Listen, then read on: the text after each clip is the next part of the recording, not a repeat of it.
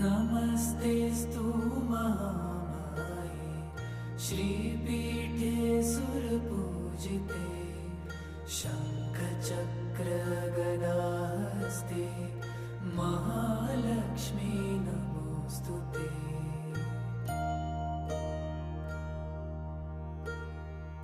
नमस्ते गरुडारूढे कोलासुरभयङ्करी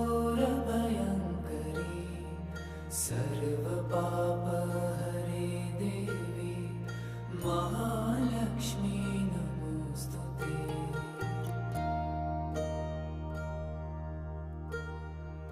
सर्वज्ञे सर्वभरते